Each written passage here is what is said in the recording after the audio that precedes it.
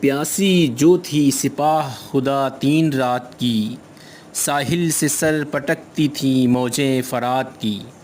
آپ کو اس میں بلاغت پہچاننا ہے۔ اے لف و نثر، بی مجاز، سی تشابہ، ڈی حسن تعلیل۔ جی اس کا صحیح جواب ہے حسن تعلیل۔ شاعر کسی شعر میں کوئی ایسی وجہ بیان کرے جو دراصل اس کی حقیقی وجہ نہ ہو تو اسے کہتے ہیں حسن تعلیل۔